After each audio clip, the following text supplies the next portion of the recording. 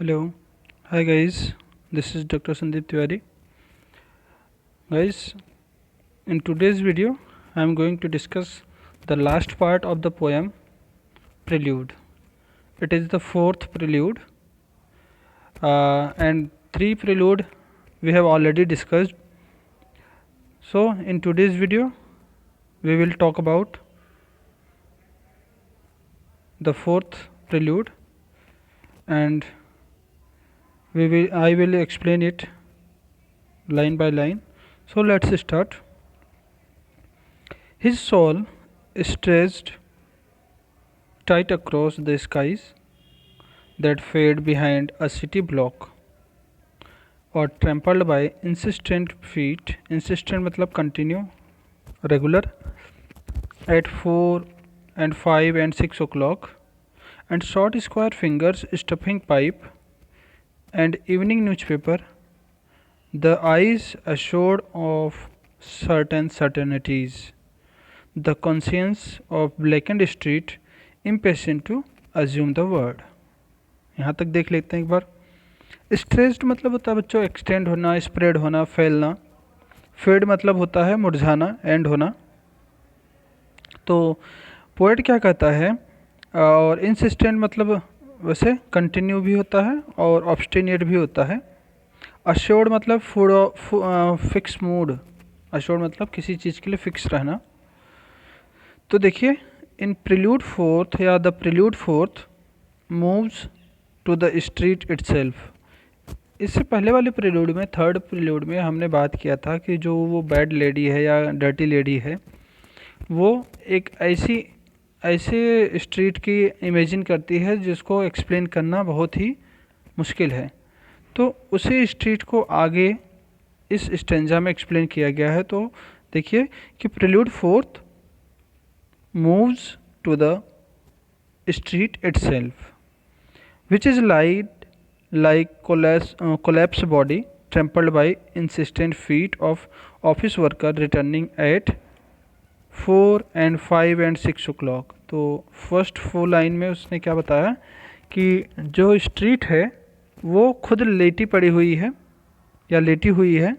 उसको एक वुमेन के रूप में शो किया जा रहा है कि वो एक औरत की तरह लेटी हुई है, और उसकी बॉडी को मतलब उस रोड को, वुमेन की बॉडी को कहने का मतलब ये हो गया कि रोड को लोग, कौन से लोग, ऑफिस वर्कर्स, जो इवनिंग में 4, 5, 6 o'clock पे रिटर्न होते हैं अपने घर को, उनके द्वारा वो स्ट्रीट क्या की जाती है, ट्रैम्पल्ड की जाती है. तो फर्स्ट 4 लाइन में क्या कहता है कि जो स्ट्रीट है ना, एक लेडी की तरह फैली हुई है या लेटी पड़ी है, और उसके ऊपर इवनिंग टाइम में जो ऑफिस वर्कर्स हैं जो लौट करके आ रहे हैं 4 o'clock पे, 5 o'clock पे, 6 o'clock पे, वो कंटिन्यू उसको क्या कर रहे हैं, ट्रैम्पल, उस स्ट्रीट को कुचलते हुए आगे बढ़ रहे हैं. और इवनिंग टाइम की बात है. इट्स सोल, इट्स सोल मतलब इट्स किसके लिए यूज़ किया गया है, इस स्ट्रीट के लिए या इस रोड के लिए, कि इट्स सोल, इसकी जो आत्मा है ना, spread out tightly across the sky. इसकी आत्मा जो है या ये अक्रॉस द स्काई फैली हुई है, which could be seen fading as the sunset behind a city block. इसको ऐसे देखा जा सकता है कि ये डूब रही है या गायब हो रही है, जैसे कि सूर्य सनसेट टाइम के पास में गायब हो जाता है. कहने का मतलब उसको एक लेडी के रूप में एक्सप्लेन किया गया है, और लेडी के रूप में एक्सप्लेन करके उसको बताया गया है कि ये पूरे आसमान के आर पार फैली हुई है, और जैसे सूर्यास्त के समय सूर्य डिसअपियर होता है उसी तरह से ये भी डिसअपियर हो रही है. आगे देखते हैं. At this time one can see also stuffing pipes with tobacco, evening newspaper on sale and eyes looking around with certainty. लिख रहा है ना कि इवनिंग टाइम है, लोग अपने फिंगर्स में स्टफिंग पाइप मतलब जो कई लोग सिगरेट पीते हैं, कई लोग पाइप पीते हैं. तो वो कह रहा है कि जो लोग लौट के आ रहे हैं ना शाम को 4 या 5 या 6 बजे के आसपास, उन लोगों के अंगुलियों में क्या है, एक पाइप फंसी हुई है, उससे वो स्टफिंग मतलब धुआं उगल रहे हैं या वो पाइप पीते हुए चले आ रहे हैं। इवनिंग टाइम में न्यूज़पेपर भी देखने को मिल जाता है कि न्यूज़पेपर भी बिक रहे हैं। और जो ऑफिस वर्कर है ना, there eyes were fixed on a certain matter, उनकी आंखें जो है ना एक किसी सर्टेन मैटर पे फिक्स थी जो ऑफिस से लौट रहे हैं। Beneath all these the street has a conscience which waits eagerly to come forth into the world. इन सब के बावजूद जो पोएट है वो स्ट्रीट के बारे में बताता है कि उसके पास कॉन्शियंस है, मतलब उसके पास चेतना है, और वो इस चेतना के साथ या जो स्ट्रीट है या जो रोड है वो नए दिन की शुरुआत होने का वेट कर रहा है। लिखा है ना, impatient to assume the word, assume मतलब अपीयर होना, वर्ड मतलब संसार, संसार का पेयर मतलब नेक्स्ट मॉर्निंग की बात कर रहा है, क्योंकि रात में पूरा संसार गायब हो जाता है अंधेरे में, और फिर अगले दिन मॉर्निंग आते ही संसार फिर से दिखाई देने लगा था। तो वो उस चीज़ को एक्सप्लेन करते हुए पोइट कहता है कि जो स्ट्रीट है अपनी चेतना के साथ is waiting for the next day या is waiting for new word या the word.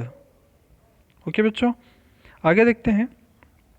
I am moved by fancies that are curled around these images and cling the notion of some infinitely gentle, infinitely suffering things। अब poet क्या कहता है यहाँ पर कि moved by मतलब हो जाना, उससे अफेक्ट हो जाना, उसके ऊपर प्रभाव पड़ जाना। फैंसीज मतलब होता है आइडियाज़, है ना। तो क्या कह रहा है कि the poet is moved by या affected by these the ideas that he has associated with these images। मतलब ये सारी इमेजेस जो ऊपर सारी चीज़ें उसने देखी हैं, इन इमेजेस से जुड़े हुए आइडियाज़ उसके मन में आते हैं, या इन इमेजेस से जुड़े हुए आइडियाज़ से वो काफ़ी ज़्यादा प्रभावित होता है। Ideas that are difficult to get rid of, और ये आइडियाज़ ऐसे हैं जो कि उनसे पीछा छुड़ाना बहुत मुश्किल है। Above all, he has the idea of a vague notion of something that is considerably gentle, but which is always suffering। तो वो कह रहा है कि इन सारे आइडियाज़ के बीच में उसके पास एक वैग्यू नोशन का आइडिया है, एक वैग्यू आइडिया उसके मन में है, मतलब एक ऐसा विचार है जो क्लियर नहीं हो पा रहा है, लेकिन उसको फील करने से पता चल रहा है कि ये सफरिंग वाला आइडिया है। तो इन अगली 4 लाइन्स में वो कहता है कि the poet is much affected by these the ideas that is related to these images. जो इन इमेजेस से रिलेटेड आइडियाज़ हैं उनसे पोएट बहुत ज़्यादा प्रभावित होता है, और कहता है कि उसके पास भी एक ऐसा नोशन है, एक आइडिया है, एक कंसेप्ट है दैट इज़ नॉट क्लियर, जो कि बिल्कुल क्लियर नहीं है, although it is full of suffering, जबकि ये पूरी तरह से सफरिंग से भरा हुआ है। आगे देखते हैं। Wipe your hands across your mouth and laugh, the world revolve like ancient women gathering fuel in vacant lots. तो क्या कह रहा है कि वाइप ऑफ, वाइप मतलब हो गया वाइपर, आप लोग जानते हो वाइप मतलब सफाया करना, मुंह पे पोछा मारना। तो पोएट कहता है अपने ऑडियंस से, the poet says to audience that wipe your hands across your mouth, अपने चेहरे पे अपने हाथों को घुमाओ या साफ करो अपने चेहरे को हाथ से। Laugh at the thought of what he has just described. बोलता है सारे आइडियाज़ जो अभी तक हमने एक्सप्लेन किए हैं, या जो सारी चीज़ें एक्सप्लेन की हैं मैंने, पोएट कहता है वो उन चीज़ों के ऊपर आप लोग हंसो और अपने चेहरे पर हाथ मारो। अपने चेहरे पर हाथ मारने का मतलब ये हो गया कि अपने चेहरे पर कोई शिकन मत आने दो, हंसते खेलते रहो इस संसार में। The world will go on following their circle like old women. कह रहा है कि ये जो वर्ल्ड है, संसार है ना, ये अपने सर्किल में चलता रहेगा, मतलब इस अपने रेगुलर वे में ये चलता रहेगा। और उसने उसको कंपैरिजन किया है एक एंशियंट वुमेन से, एक ओल्ड एंशियंट वुमेन से कंपैरिजन किया है, जो कि क्या करती है, who can be seen collecting fuel in empty undeveloped plots of land, जिसको देखा जा सकता है कि बंजर भूमि में कुछ लकड़ियाँ इकट्ठे कर रही है। ओके, आगे देखते हैं। In the other words there is no room for sentiments, so keep doing your work without any hope. तो ये जो लाइन है, wipe your hands across your mouth and laugh, इस लाइन से पोएट ये भी कहना चाह रहा है कि don't share your problems to others और don't explain your problems to other person because there is no sentiment. संसार में कोई सेंटिमेंट नहीं, कोई अटैचमेंट नहीं है, कोई फीलिंग नहीं है दूसरों के लिए लोगों के अंदर। So keep doing your work without any hope from others and do not share your problems to others. आगे कह रहा है आगे तो ये पोएम हमने देखा। तो दो दीज लाइन्स या through these lines speaker says that the universe is unmoved to all our suffering, मतलब जो पूरा ब्रह्मांड है हमारे सफरिंग से, हमारी पीड़ा से उसको कोई लेना देना नहीं है, तो ये अनमूव्ड होता है, इससे इसके ऊपर कोई प्रभाव नहीं पड़ता। थिंग्स रिमेन सेम, चीज़ें बिल्कुल सेम रहेंगी जो जैसी हैं।